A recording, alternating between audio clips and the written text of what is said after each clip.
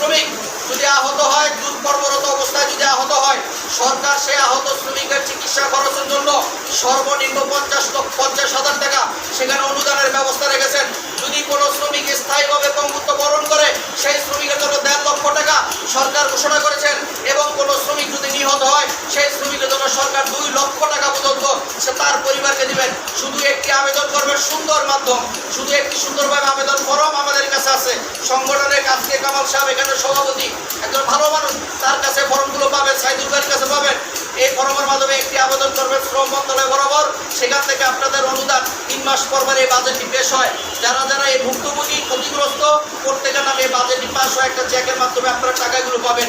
সরকার কিন্তু শ্রমিকদের পক্ষে কাজ করছে এবং কিছুদিন আগেও একটি আইন সরকার ক্ষমতা আসার সাথে সাথে বিগত স্বৈরাচারের সময় এই শ্রমিকদের বিরুদ্ধে কিন্তু মালিকদের একটি গ্রুপ সৃষ্টি করে এটা দ্বিধাদ্বন্দ্ব সৃষ্টি করেছিল স্বৈরাচার সরকার।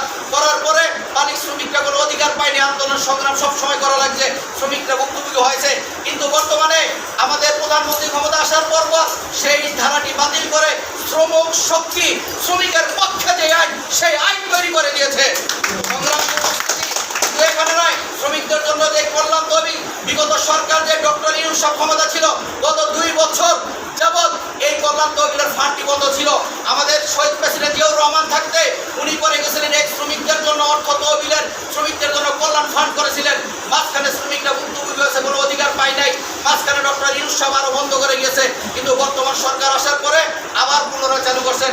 তাই নৌপথে যারা কর্মরত থাকেন, আপনারা আর কোনো একা নয়, আপনাদের পাশে সরকার, আপনাদের পাশে সংগঠন, আপনাদের পাশে যে কোনো সহযোগিতা করার জন্য সরকার এবং সংগঠন এবং স্থানীয় জাতীয়তাবাদের নেতৃবৃন্দ আপনাদের পাশে আছে ইনশাআল্লাহ।